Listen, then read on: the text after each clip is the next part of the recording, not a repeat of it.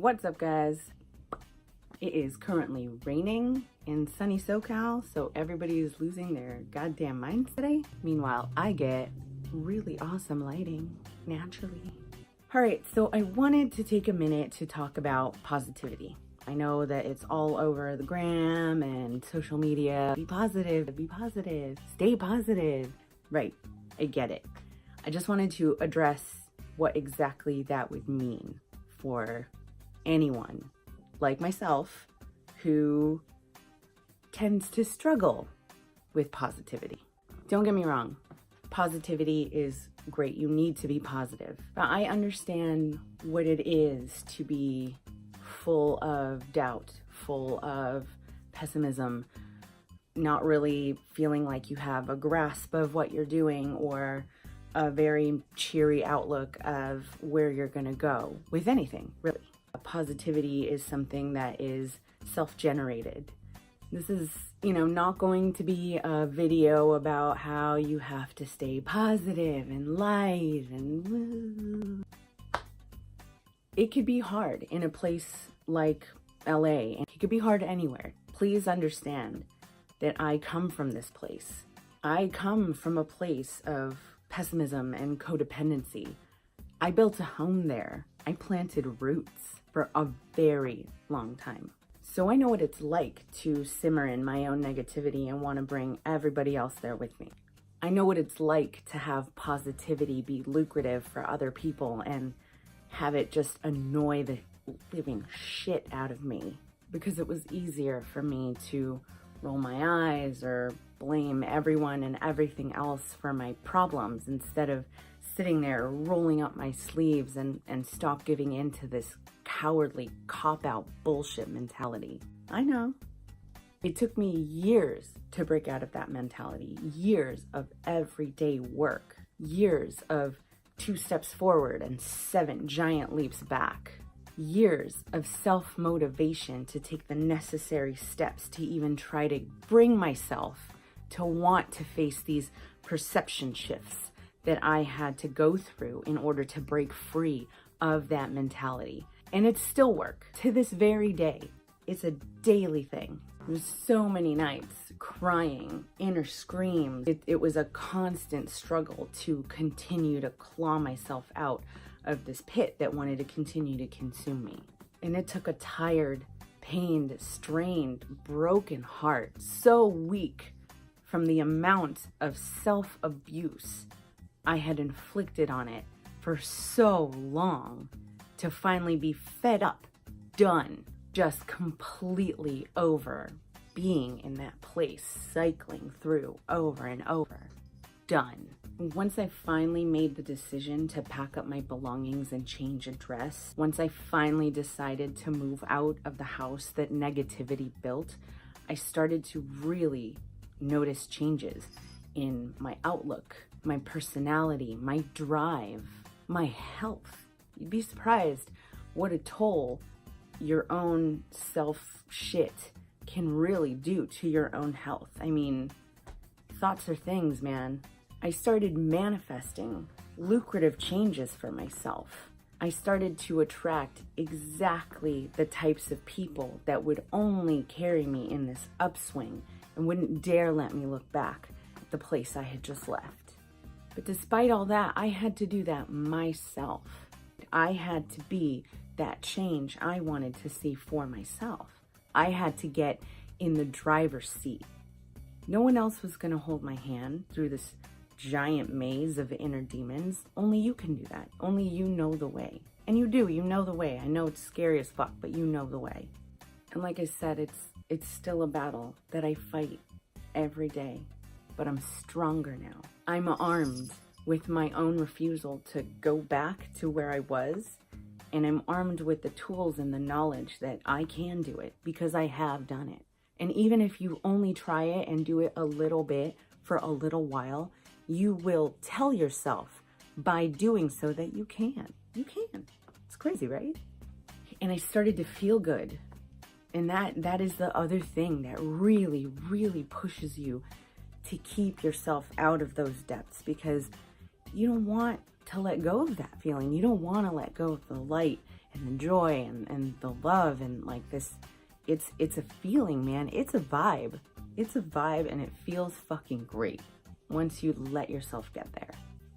And know that the people that support you, they will help you. They'll guide you. They may not know the way themselves, but who knows? You might even be the deciding factor in them changing their own way of perceiving the world in kind of those little tiny shifts that you had to do for yourself. They'll take note and they will support you, and then maybe they'll try to guide their own paths out of the murky whatever they're going through, you know?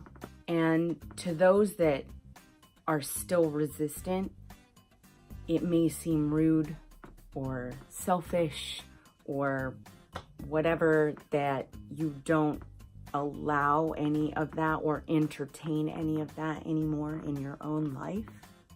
When you are there and you've tasted how good it is to be in such a brighter place, you got to become fiercely protective of that. Like, protect it like your own life. Fierce.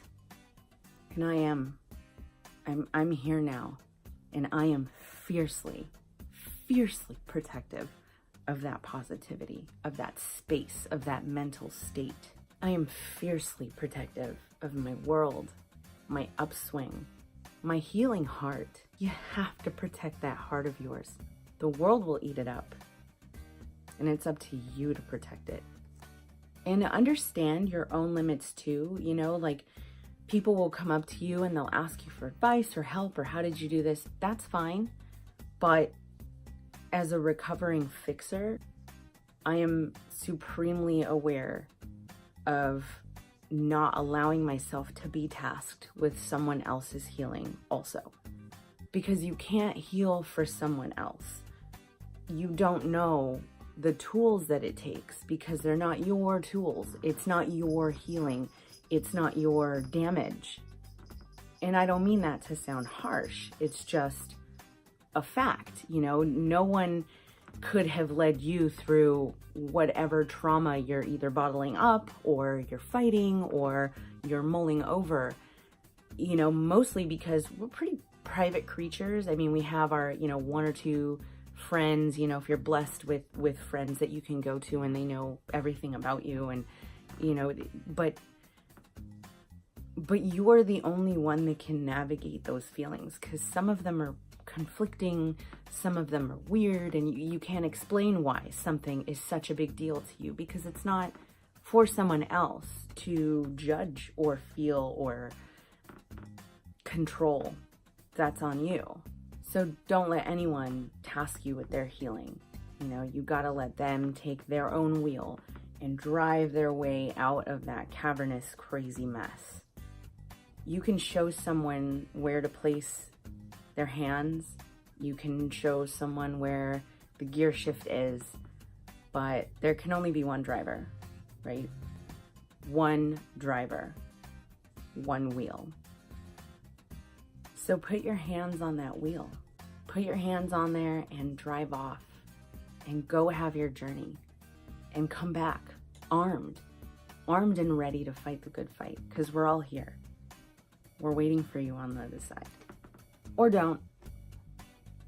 I mean, the choice is yours. You know, the choice is always yours. It is yours and yours alone. Always has been. Always will be. You choose your attitude. You choose to make things what you will. Good, bad, shitty, horrible, scary. That's your perception, your interpretation, your choice. No one else affects your moods. You choose to feel a certain type of way.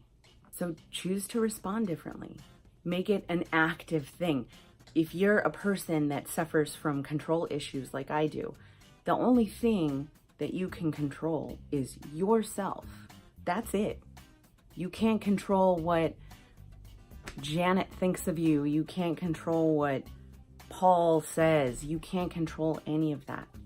You can only control how you react to outside stimulus. And I know that's frustrating to some. I get it. I do. I get it. For a long time, I was stuck, trapped. Oh, it's that person's fault. Oh, it's because of this. It's because of... Stop. Take ownership and responsibility of your life. Your life. That's way too precious to hand over the reins to someone else to control or fix or break or whatever. Way too precious, guys. And if you need help, seek help, right? Like, seek help for sure. Oh, never be afraid to ask for help. Help is great. But remember that help is exactly that.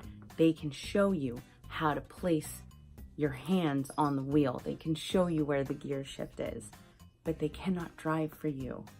They can't. I'm sorry.